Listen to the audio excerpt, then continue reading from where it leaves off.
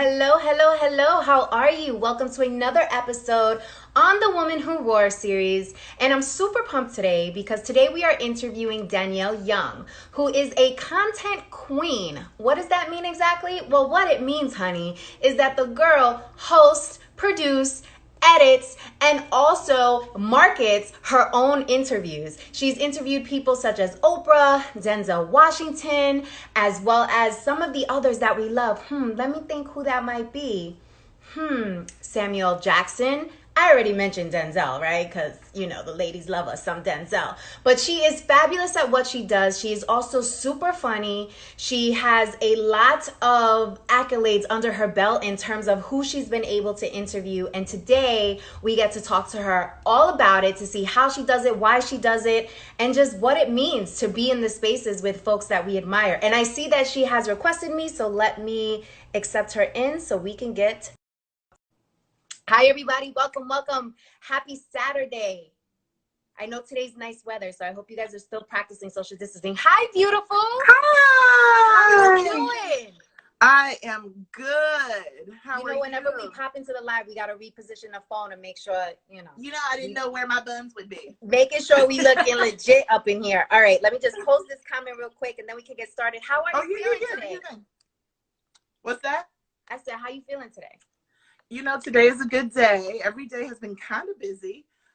Okay. And I'm still off the tail end of my blessing from interviewing Robert Townsend and him taking a whole smooth 5 minutes to tell me how amazing I am. I was just excited for you watching that interview. Like, it was like so sweet and so organic and authentic. It was beautiful. Beautiful moment for you. Thank you. I have not stopped watching it. I've watched it 4 times.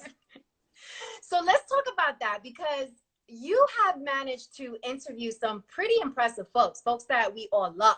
I was just mentioning when I was doing your intro that you've interviewed people like Oprah, who, is like, to a lot of people, and just have interviewed some amazing folks. So how does that feel?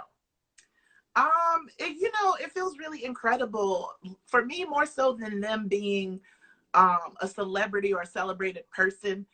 They are celebrities are typically people who have been able to tap into something beyond themselves, something like the dream.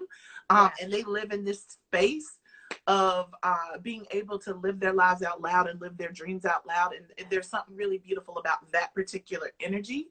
And so that's one of the things that Robert mentioned yesterday, with him saying, you're in my tribe, we see each other, the light, we see each other. That is the light of somebody who is following their purpose and walking their path. And it's a different energy. So it's really, really dope to be around that type of energy, more so than they are celebrity and you love them, you've watched them for a long time, but that's also amazing. But I just really love the energy. So you have this energy, and you definitely have this light, because that's actually what gravitated me towards you. Is I felt that energy and I was drawn to the light, which is why I immediately became a girl fan of yours, or a fangirl heavy. I was standing you heavy. I was like, who is this woman? Who is she? And you're just so intriguing, not only because of your talent, but because you can tell that there's an aura about you. There's also a soulfulness about you, which I think is really dope and rare, unfortunately. But it's dope, and it shines through. So I want to get into that a little bit later, because that's Sylvia. Important. Hey, everybody. But I want to talk about, how do you get started in the media space? How did that all come about? Okay. The long version or the short version? I think it was it wasn't a happenstance or anything like that. I always knew that I wanted to be a writer. Mm-hmm. That's always been my goal, is to write. But I just thought simply I was going to be an author. But my guidance counselor in high school was like, you should really consider what type of writing, because I don't know if it's smart for you to, because I was going to be an English major and just be all poetic and writing books and in the coffee shops and all that. That was what I thought. But she was like, yeah, you might want to do something a little bit more tangible and maybe double major. So she put it in my head to think differently. So by the time I got to college, I started like just taking all the prerequisite stuff. Ended up taking a psychology course, and I was like, oh, maybe I could do psychology. I got a D. Got a D in that intro course, and just did a quick pivot. And I was like, maybe not. If I can't really grasp the basic, I might not need to continue. So I pivoted and just kept taking those prerequisites and ended up taking a communications course for media studies. Fell in love with that. Just how like it explored how media affects the world, how, you know, advertisements work, just how media works in general. And so I decided to leech onto that. And as I was like going through that communication major, I saw journalism, and I was like, that sounds cute. Let me see what that's about. Like that sounds like a thing I could do. So that was what really started me. And then going into the more intensive courses around journalism, getting a chance to interview, shape stories. And then in my school, we had to within that major, we had to either work at the school newspaper or the school magazine. I ended up doing both because I'm a Virgo. Like, you know what? Overachiever to the limit. do it all. And so I really fell in love with it from there, and just became obsessed.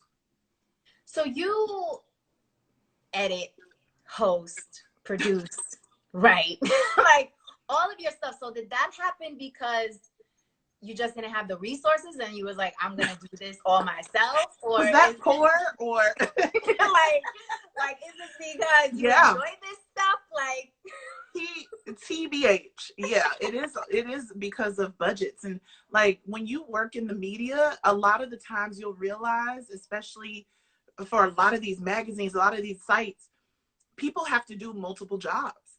You have to slash all day long. And so I learned that early when I got into media, that I was not only going to be a writer, especially with digital taking off at the time that I started my journalism career, which was about 2006. That's it. You know, I'm proud. Black little crap. We look good, girl. We look good. We look good. So I really got into that mindset because from my first real media full-time job was Hello Beautiful. And I was a lifestyle editor where we didn't have a lifestyle section. So I got to help build that up. And I realized I wasn't only the writer and the editor, but I was also the producer. I was everything. So I guess I adopted that mentality from the fact that a lot of these media companies want you to do 1,000,001 jobs. But you know what? I don't complain about that, because had I not leaned into that, I don't think I would be able to stand on all the talents I have now as far as editing, as far as producing. And that also came from the shift of media leaning heavily on digital. So as I came through Hello Beautiful, and then I went to The Root next, The Root is what really pushed me to dig into the hosting chops, the producing chops, because I was producing shows for The Root every week, but I was also in videos. And one of my EPs over there at The Root, Brooke Mentors, she was the first person to be like, I want to see Danielle Young do stuff on camera. She was like, this is good, and I want to see it. So she pushed me into Create and Judge of Characters, which was my first real internet show that was mine, where I got to do comedic commentary on news and culture. My highest tracking video from that 7 million views is where I talked about the way Trump talked to Maxine Waters, how he wanted her to be civil in a time where he was calling out her name and, you know, stuff like that. So that was what really, I think The Root is what really taught me how to like slash, do all the jobs. And if anybody works in media, they know you end up picking up so many skills that you didn't even bargain for. Yeah. But I love that, because oftentimes. Hi, Julie. Miss Julie's in the building. Julie. I used to work with Julie at Essence. Both of us have since left. Julie is the beauty fashion editor of all things at Cosmo. Nice to meet you, Julie. Yes, Julie's a Cosmo queen over there. I love it. My girl Ty just came in. Stories of Hugh. We got the people. Excellent. Well, I mean, look who I'm interviewing. Hello. Which, you know, your people show up for you and you can see that clearly. Listen, but you show up for your people, they'll show up for you. And if they don't, that's all right too, girl. Exactly. You just keep showing up. You just keep showing up. Just keep showing up. But I like what you said about having to pick up a lot of skills and doing things that you necessarily didn't really want to do. And I feel like oftentimes people are so quickly to kind of discard the significance of what that could be, because now, because you harness all of that skill set, you've been able to really bring your brand to life in the way that you want, and you don't have to depend on anybody. You don't need a budget. You need you, which is like, you know. I do need a budget. Amazing. Yes, let's make that clear. Rewind. Let's make that clear. We will edit. We're going to edit that. I will take the blooper. Thanks. But what I mean is. Oh, Raven B just joined us. Y'all, Raven be taking Beyonce and Jay-Z's pictures. Ooh, hey, Raven. Let's just bring the greatness into the room. I mean, obviously that's a talent because those pictures are slick. So. On the run. Okay. So what do you love most about working in the media space, and what can you do without? What do I love? Ooh, Victoria, girl. You don't want to get spicy. Come on. We can get spicy if we gotta get. Let's get spicy. I stay in love and light. You know what I mean? Sure, always. But what do I love about this media space is the chance to shape and tell stories.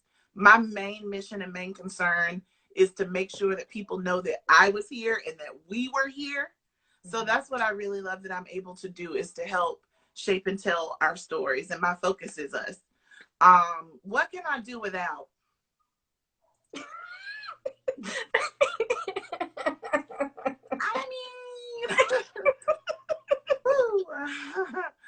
I could do, in this, girl, how am I gonna shape this? Let me see. Let's say this. Let's say you get to a point where you feel like you've truly, and you might be at this level already, but you truly reach a point where you've established a certain amount of credibility, you have the network, you have the context, people respect you, so you have 0 F's to give at this point. So now that you're at this point, and you may be there already, but I'm trying to, position it. When you're at that point, you usually have more confidence in saying, we're going to change this about the industry, and I'm going to be the one to do it. Well, yeah, you know what? Like, that's a different question, though. Yes. Yeah, that is a different question, though. I do feel like there's a lot of things to go back to it, to not stray away from it. There are a lot of things we could do without. Racism is systemic, so it shows up everywhere, right? Right. I could do without Black media being lumped at the end of a red carpet.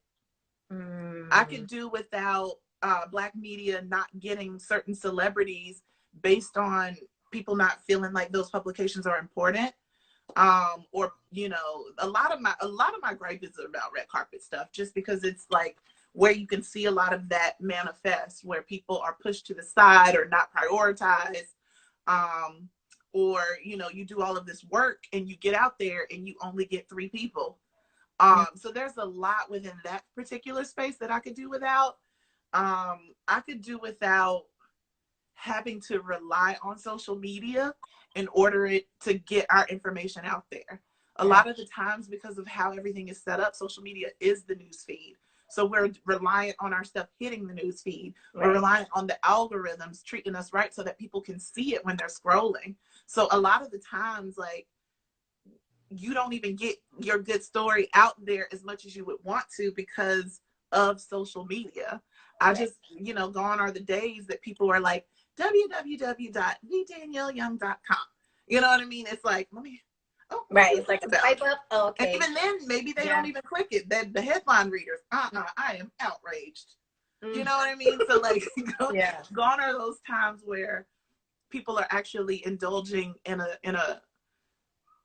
publication, like, just in it, instead of having to like find it on their feeds. Right. Chitty, he's in the room. That's my DJ.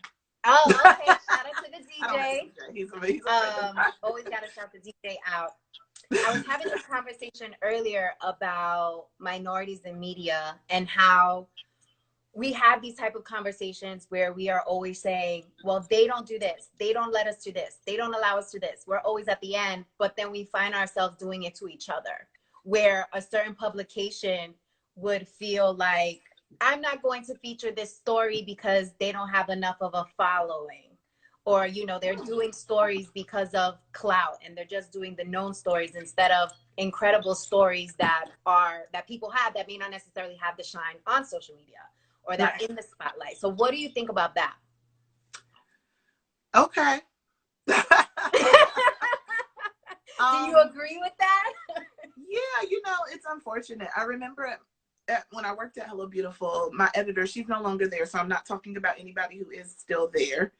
But I remember like pitching and getting so much pushback around certain things that aren't, oh my God, perfect example. I interviewed Issa Rae, right? And this was in a time where she was Awkward Black Girl on YouTube. She was not Issa Rae. Issa Rae, yes. No, she was not her. But I was heavily into YouTube culture. And when I found her and found her show, she was the only Black girl that I saw on YouTube doing scripted content in this way. Yeah. That was episodic, that was like really good. Like, I don't know who watched Awkward Black Girl back in the day, but like it was really good. And so I was like, yo, I reached out to this girl. She's this YouTuber. She's like, it seems like she's trying to create like a network. She was on Pharrell's I Am Other network at the time on YouTube. And I was like, she seems like she's like, trying to do a thing with this Awkward Black girl. And I had to sell it. And even when I did, my boss was like, well, if you can fit it in with all these other things that I have you doing, then fine. Right. And so I was like, okay, I'm gonna do it. Like, I had to fight for that, right? And I hated, and I still hate that a lot of media would rather regurgitate the news, let somebody else say it first, make it hot. Oh, Vogue said it, now we can do it. Oh, the New Yorker said it, now we can do it. Oh, the New York Times said it, now we can do it. Instead of being the ones to create the news, I'd rather create the story, be the source, and then you write about the fact that I found this girl. Right. I wish it was more like that in these spaces. And now look, lo and behold, look at Issa. You know what exactly. I mean? Like, not to say that maybe it wouldn't have happened that way. Right. Maybe she would have stayed on YouTube.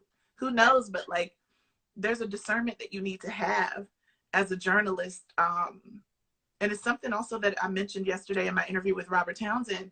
His discernment of he stayed stuck on those scenes in 5 Heartbeats where him and his little sister sang a song together from the little pieces of paper. The execs wanted that out. The end, when Eddie Kane got saved, they wanted that out, but he stayed on it because he knew, his discernment told him that this is special. Mm-hmm. You have to have that same type of storytelling in your heart, that something is so special that it needs to be told. Everybody feels like they have a story that's supposed to be told, and I don't want to dismiss people who feel that way, because everybody's always pitching. But there are certain stories that are special without it being told by everyone.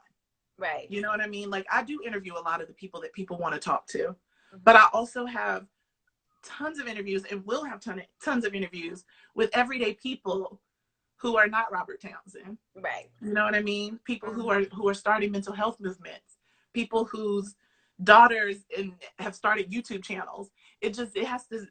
I have to, in my own self, feel connected to it in a way that I know other people are going to be like, wow.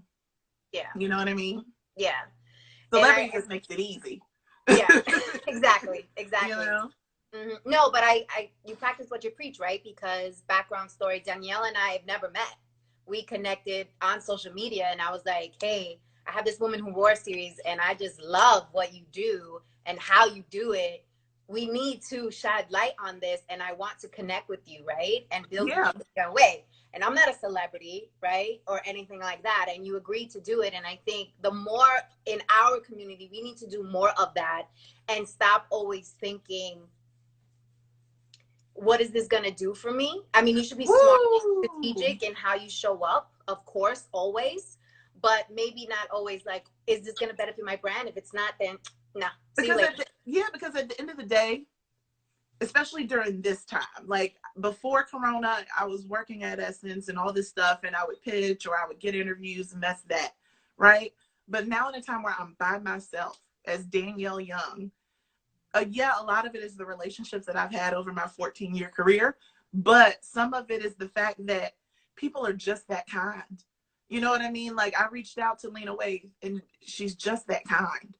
You know, I reached out to Little Rel. He's just that kind. Right. Oprah has literally always been so gracious and so kind. And I'm like, yo, if these people can be gracious and do a thing for me or anybody in a space that they're not even getting anything back except a conversation. Right. Who am I? Right. Why wouldn't I say yes? So it's like, it's always feeling like I'm in a cycle of being able to not only receive from the people that I'm reaching out for, but to receive from the people who are reaching out to me as well. Like Blackness is very cyclical in these spaces, and we need to keep it that way because there's people that wouldn't get opportunities or people who wouldn't be able to be in the space if not for me, if not for you. Right. Definitely. So it's up to us to always, and not to say blindly just bringing people with you, your whole entourage, and they're just messing your stuff up. Right. People that you would stick your neck out for. You know what I mean? They're like people that you see it for. Definitely. The discernment. Yes. And what you hit on is something that I talk about often is the power of the ask and just asking, right? Because you never know what could come out of that, right? You've been able to speak to incredible people by just literally making the ask. But there's something to that. You've also built something. You also have built credibility. You also have some pedigree going into those conversations. So it's not like you literally have nothing going on and then you're just gonna reach out and expect. Yeah, like no offense. I'm not like, hey, I'm from Hey Girl, Hey. My site's not up. Right. I have 3 followers, but please, you know, and no shade, but there has to be something built. I don't mean to just raw reach out to people and just be like, hey, I'm on Instagram, do an interview with me. You build something. Right. Exactly. How do you expect people to believe in you if you don't show that you believe in yourself by creating? Right. And doing something. Yeah. So on the topic of creation, so how do you prep for the content that you make for yourself? Like the funny videos that you make, like, do you wake up and you're like, I'm going to talk about this today? Or do you kind of write it up on a wall and you're like, well, maybe this, maybe tomorrow that, like, how do you figure out what you want to actually speak about and do? Good question. I think, in this time of, current COVID shutdown, or however we want to call it, the comedic content has been more geared towards quarantine. So in that sense, those videos have been more geared towards what I'm going through. I'm in quarantine by myself. I was missing people. I was missing hugs. I'm, just not understanding the rules. People are outside. I was like, okay, there's something here. So half the time it's because I'm thinking, and then I start talking to myself. I talk in punchlines in my head all the time. My friends, and if they're still in the room, anybody that knows me knows that I literally, this is who I am. I joke all the time. I laugh all the time. I'm very funny, like with commentary and conversation. I say the things that people think, and I do it quickly. So like that is the way that I think of my videos and how I'm gonna present something. Or sometimes stuff presents itself to me when I'm scrolling. I'm like, I'm seeing the Savage Challenge over and over again. So it's just like certain things. I'm like, I know I'm not the only one that's going through this. Right. So yeah, it's just, I don't know. It's a conversation with myself, and just the fact that I am funny. So I'm always being funny in my head. So where does this funny come from? Were you funny as a kid? Did you study the trade? What'd you say? I'm fat and black. What'd you say? I can't. I am fat and black. The funny was built in. I tried to make fun of myself in school before anybody else did, and it really made me cool. It made the people love me. They were like, well, okay, because now you ain't got nothing to say about me. Right. Yeah. What are you gonna say that I haven't said about me? And funnier. It came. And also I will like to shout out my mama. People that follow me know I don't play about my mama. I love my mama. I cry about my mama. But she is hilarious. and I get a lot of my funny from her. Her punchline game is crazy. My big sister, her punchline game is funnier than mine. So like my family's funny, Southern Black folk. Yeah, I just So I who's didn't your want to favorite comedian besides your mama and your family? My favorite comedian besides my mama? Yeah. Cat Williams. I miss Cat Williams. Girl, he ain't dead.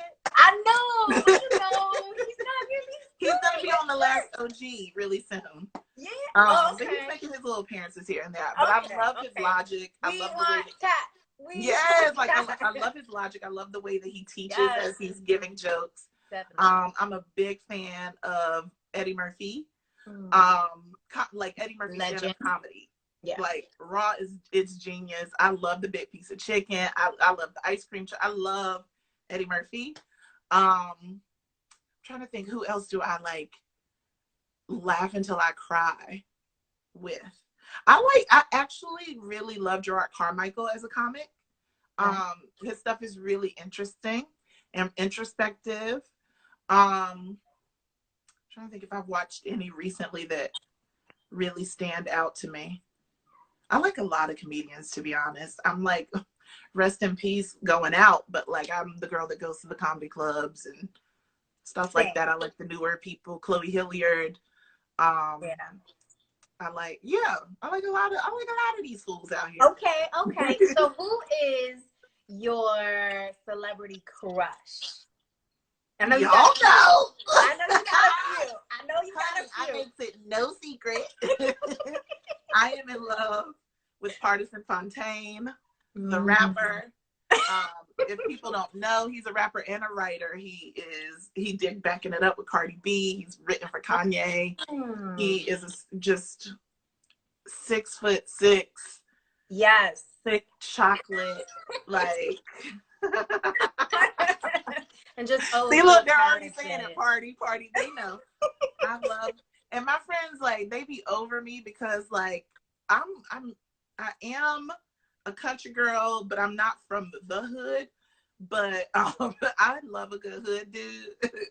He got like a little money, so like he knows sushi, but like he don't really mess with all that. He'll get a California roll. He knows his way around. Right.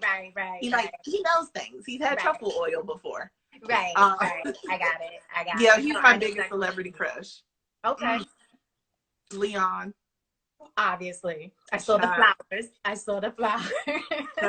just love a good chocolate, smooth, rough around the edges type dude.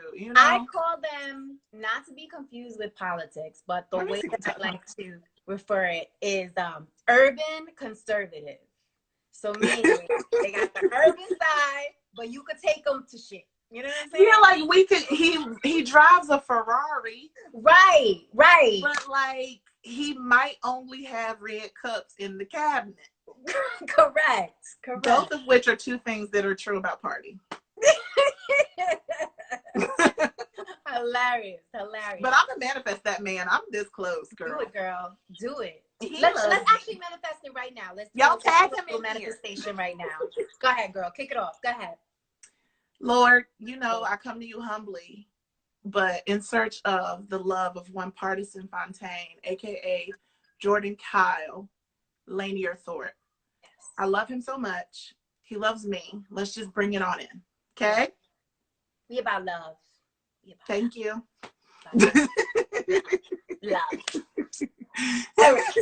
So now that everybody throw in that manifestation, throw some hearts. Let's manifest. Throw hearts. Throw it up. Give me my man. Yes, exactly.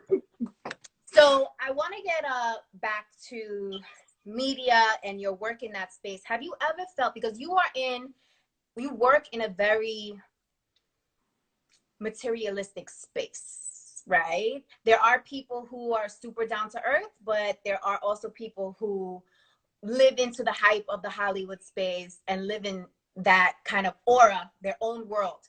Have you ever felt like you needed to tone down who you were, or you needed to like spiffy up when you've been in some of those environments? Nope. I've worn a gown and flip-flops to the NAACP Awards. I sat beside Oprah at a movie theater in a complete pair of flats and jeans. You know, I've been in the rooms and I've been in the places as my full self. I make no apologies for who I am. I might slide by you and knock everything off of the desk, but trying to get by with this booty. And I do care. I'm sorry, but I'm bringing it with me. Right. Because that's just who I am. I don't have the capacity. I ain't got the bandwidth to make up nobody else, no other personality traits. It's just, this is all of who I am, and this is what you're going to get. And it's so funny because I was talking to a friend of mine, a PR friend of mine, who works at Netflix. Shout out to the plug. And she was even talking to me about, she was just like, yo, you boggle my mind, because you just are who you are, and you are your truth, and you bring it no matter what. And people are not like that in this industry. And I didn't realize it. I just was like, right. I'm just gonna look at RuPaul and ask him why so many white people on stage. Respectfully, because I love Ru. Right. But for me to be in that room and not ask that question, and seeing the people on stage and y'all sitting here asking, which character are you most like? I don't care about that. Right. I care about the fact that you're a Black man standing in front of us from one of the most culturally diverse shows on television, and all these people are white. So I've always just been myself, and it has not always worked. Don't be like, oh yes, authenticity. No, it has not always worked. It has gotten me fired several times. It has gotten me out of opportunities before. But at the same time, now that I've created this, I think people understand what they're getting. And right. It is what it is. I'd rather just be me. I've always wanted to get paid to be me. That is the dream. That is my dream, to get paid to do essentially. I'm living it, sis. And exactly. I'm living it now, having said that for so long, but only believing it recently. What was that switch? What was that shift that did it for you? I don't know. You just woke up one day and you was like, that's it. Eureka, right? I wish it was a thing that, like, I woke up and it happened, but I think it's a culmination of things. I think it's a culmination of my experiences and what's happening in my life. I don't work nowhere now. I don't want another job. I've had the dream. The dream ain't what I thought it was. Had to recalibrate. So I'm just out here. If I'm a dream, why not have that dream? Right. And that might not be your dream. It might not be somebody else's dream, but I want the effortless ease of being Danielle, and there being some dollars attached to it. Thank you. Thank you very much. I'll sign right here. Thank you. Thank you. So that dream that you did not want, what about it did you not want?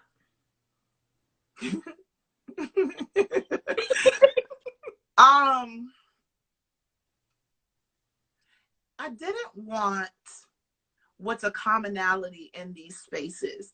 And I understand where it comes from. And it's the fight of, I got to be the one. Because we are conditioned. And we have so much proof that shows us that there's only 1 or 2 spots for Black women. So a lot of the times, especially within Black media and being in the space around Black women, there's this fight. It may be unsaid, it may be in your face, but it's there, and it's justified because we have had to fight for 1 or 2 spaces that they have for us. But now that media is so vast and we're able to create on our own terms, there are spaces, but it's still limited. Let's be real. Yes, it is. If I'm up for a campaign with Target, I'm likely the only Black girl in that campaign of maybe 10 girls, you know? Yeah. So there is that space of like competition that goes on, and the fight is in us. And I understand why you want to elbow me every chance you get, but I wish that it didn't have to be that way. If only we had the space to have more of us in the space. Yes. I love that. So the female collaborative who is sponsoring the Woman Who Roar series is my nonprofit. And basically what we do is we put dope ass women in rooms together and say, listen, you need to figure out how to collaborate, because that's where the true power Collaboration. is. And that's how we're going to progress, versus us trying to step on each other's shoes and toes. So let's check the BS at the door, and let's figure out how we're going to get this back together, how we're going to create legacy together, and how do we collaborate so that we are now at the forefront instead of always trying to climb out of the barrel, right? We're exactly. And it's a mindset. You ain't climbing out by yourself, sis. Exactly. It's like you're not going to do that. Exactly. So tell me give some examples of how people can show up and collaborate, because I think sometimes women find it difficult to be like, well, how do I do this, or how do I show up? So can you give some examples of how you have seen it done well, or how you have done it?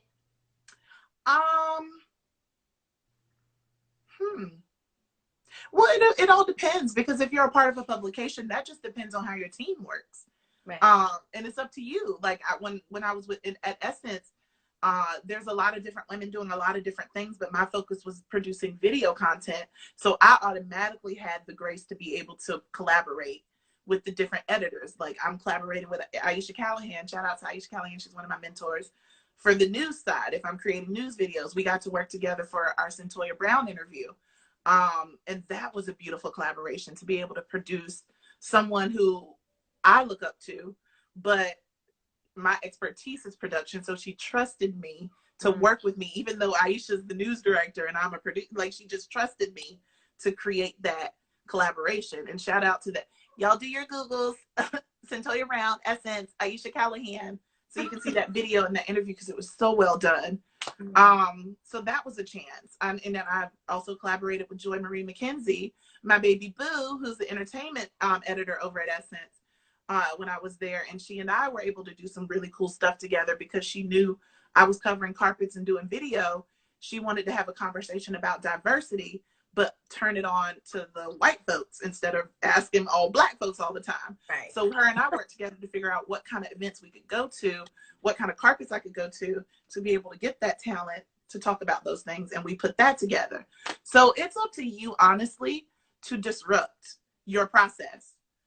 Especially if you work for a publication. A lot of the times you're just like this. I got to get these stories done. I got to get this done. I got to go to this event. The busyness gets you out of the mindset of collaboration.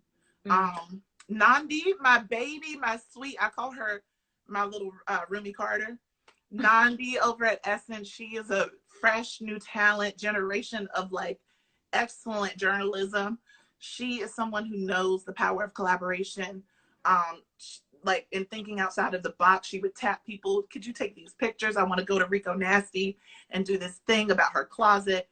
Can we do this? Can we do that? And it's like the power of experimentation and the boldness of being able to say, like, I want to do something different. So I think you just have to accept that you got to change some stuff in order to collaborate when you're within a company. Being on your own, that's up to you, baby. You can do all your content all day long if you want to, but sometimes it's fun to collaborate with someone who might be just as funny as you are, or just as smart as you are. I collaborated with another friend of mine, Melody Ararujo. Her and I I love saying her name like that. But it's also the only way, because you got to roll your R to say that. Ararujo. You got to do it. Yes. But her and I did some comedic commentary videos. She was in my Be Like series, and I was in her Motive series. And we both kind of just collaborated on the ideas and how it would happen, how we're filming it. We had a freaking great time. We were just like, why haven't we done this? Like, because she also works at Essence. And she's like, why didn't we even do this like when we were working together? So it's a disruption, and it's something that you just have to open yourself up to. Definitely. Yeah. So, hey y'all. Hey Lonnie. Hey guys, shout out to everybody in here. My girl So Natural's in here. She be doing people's hair. Shout out to her. Oh, I miss people doing my hair. Listen, I miss people doing my hair too. Honey. Seriously, it's crazy out here. Listen. So I wanted to talk about, your advocacy and where that comes I from. be advocating. You be advocating, girl. You be Oh snap! advocating. You be advocating. I just didn't You know. be advocating with your two buns, okay? You be out here. No, I want to talk about where that passion comes from, and what stirred that up. Well, first of all, I didn't know I'd be advocating. So what I be advocating You for? Us? advocate for the culture. Oh well, that's like natural. I didn't know I was Advocate. doing a It's thing. well, you know what's not okay. That could be natural, but what's not natural is actually doing it. Because a lot of people say they are about the culture, they about this life, and then when it gets time to actually be about the life, they're like, you know what I'm talking about. Oh yeah, that's So weird. it is weird. It is unfortunate, but it is quite That's a common. strange. That's a strange thing to do. Yeah. I mean, I don't know why or how. Like, I just love us for real. Yeah. Like, I love my people, and like I said before, I have the power to like prove that we were here because I'm a storyteller. So my heart is for us. My heart is for Black women, and that's who I advocate for. Just because I am like, Yeah. I feel so silly trying to answer that. I love us. So what about Hey, Tonjay. what about I know the that's annoying. it's all good. It's all good. We gotta shout out our people. They support. What about the Black agenda frustrates you? The Black agenda? Frustrates you, yes. What's the Black agenda? Meaning about the culture itself. What frustrates you? For example, in the Latino community, what frustrates me is that women, in particular, Latina women, will go hard when it is, and this is common in our culture, will go hard when it's over a man, more so than they would over themselves or for, their career or something like, because we are culturally, that is something that is instilled in our culture from when we are little girls and raised up. That's what I mean. So is there anything in the culture that frustrates you that is different? I mean, I don't want to claim them, but hotepery. Hotep? That's Wait, a little hold on. frustrating. Define Seems very that. Black. Define hotepery, please. Hotepery. You know, your Dr. Umars of the world, the people that think that the woman she is responsible for her body having a period. You know, just no, I don't agree. I don't understand. Also, Black men are very interesting in the Black community sometimes, especially when it comes to sexual violence against women. I have often wrote stories and reported on things like R. Kelly, things like Bill Cosby, and to see and to hear, and even my girl Jamila Lemieux, who is very vocal about supporting Black women and being there for Black women. She gets it a lot too, being told that you are responsible for like dragging Black men or trying to take down Black men. And it's like, you realize this is all about the fact that they're raping people, namely children. So right. It's like, you're spinning it to where I'm trying to take down a Black man. Right. You know what I mean? So that narrative is sick and it's tired and it's old and it needs to stop. Like, there shouldn't even be dialogue around that. Like, we need to band together for, like, if we're talking about these people raping women, young women, women from 20, 40 years ago, whatever, we need to decide, like, if it ain't about the women, then you shouldn't, don't be in the conversation. Right. Yeah. Because trying to take a man down who's like, yes. Yes, I would love to take him down. Yes, I would love for R. Kelly to no longer be able to afford his life. Yes, I would love for the prison doors to close because I read those court documents. Like, we know that stuff is true. So, you know, there's certain things like that within the Black community that get a little odd. You know, there's a few things. But I don't want to drag my people like that. No, we're not dragging. We're not dragging. We're not dragging. But like that one, I'll drag you for it. Right. It's just, I bring it up because I find that within our own communities, we don't like to have a lot of difficult conversations, right? That's a difficult conversation, right? And so we tend to deflect and focus on something else. But it is important. It's important for us to acknowledge, and it's important for us to think of solutions, Yeah. right? Of how we can be better and do better. So That part. two last questions for you. So what do you want your legacy to be, Danielle? Don't kill me. Yeah. I want to be here. Oh my God. I would like to stay. I just want to live. That is my legacy. I just want to my live. living legacy. No, I feel you. I understand your question, but it just made me die in my head real quick. My legacy, girl, I just want people to get it right, get me right. You know what I mean? Like, Danielle was this woman that brought joy and told our stories and cared about our people. Dang, I never really thought about that. Like, is that what I want people to know about me? Yeah, going, like, when I'm gone? That's that that quarantine thinking. I was. Huh? I said, that's that quarantine thinking we got to do. Just trying to live. But I do think, but yeah, I do think that I want people to know that I did my best to tell our stories and to provide proof and evidence that we were here and that we thrived and that we were amazing and we did some cool stuff and we broke barriers and we changed the game. We shifted culture. We are the culture. We shifted history despite them trying their best to keep us from doing so. Yeah. That is like, I want to be known as somebody that helped make that real. Like, y'all don't know that about us. Which you just started a question in my mind. How do you prep for your stories and for your how do you prep for the stories you tell and for your interviews? What do you do? Girl, if Tiffany, my little mentee, Tiffany Dupree, are you still in here? Because she knows that I be just writing down stuff right till we rolling up to the interview. Like, wait, there's always so much work to do that I feel like I'm always like,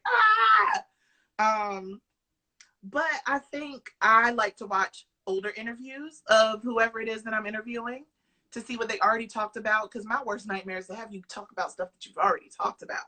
I can use your interview as context, but I need the next story. I need something else that you're not tired of talking about. Right. So I always try to be fresh and new and serve up something that shows that I cared. So, you know, I do my research, especially, like, this is going to sound so terrible, but especially if I love you. Like, if I love you and I'm a huge fan, and not to say that I'm not doing my research for somebody I don't care about. Right. It's just different. It's just different. Like, but that doesn't even happen anymore because your girl I don't have assignments. So now I got questions for everybody. What's up? You know, I'm always ready to interview my faves anyway. Yeah. But yeah, I think I just prepare by being prepared. I'm not asking you stuff I can find on Google. Right. Definitely. Yeah. Same. And I pray a lot. I pray. I talk to God all day. I speak to God in public. Shout out to Chance the Rapper. I think it really grounds me because I have really bad anxiety. My nerves be shot. So it's hard for me to like control myself when I'm going through the like nervousness. So I do take a lot of time well, not a lot, but enough time to pray and center myself and ask, and I free smoke if you guys care. I ask God to speak through me, use my tongue. And it has not failed me. I love that. Okay, final question. I ask this of all of my guests. Why are you a woman who roars? Don't make me say the word because I cannot say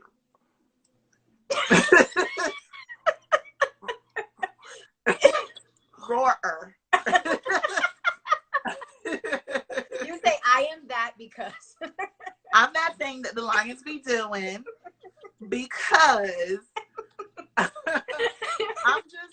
I'm me. I am a God-fearing girl who is walking her path fearlessly, unapologetically.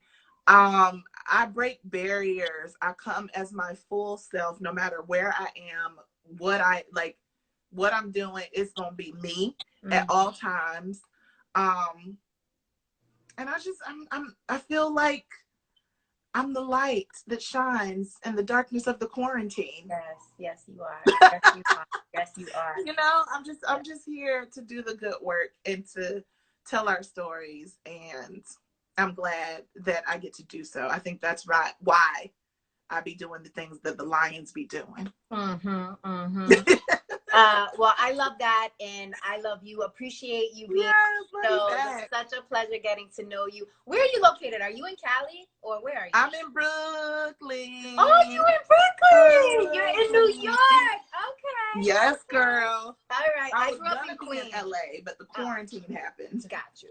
So there's a delay. There's a little delay. There's a little delay, but we're gonna still work it out. Exactly. Well, I'm right in your backyard. I'm in Jersey, but I grew up in Queens, so I'm a New Yorker to the official. Listen, I've been here 14 years now. Well, it will be 14 this September. Okay. So I feel like you New York. Yeah. Like it's without a doubt. Some people say 10, some people say 15. Yeah. But your anniversary is about to come, so that's it. You're full blown New York. That's it, all day, every day. But it was a pleasure. Enjoy the rest of your Likewise. weekend. Thank you so much, and I will talk to you soon. Thank you for having me. This was so much fun. I appreciate this platform. Thank y'all for watching. I saw a lot of people in here. Yes. Thank you again, boo. All right. Bye, Mama.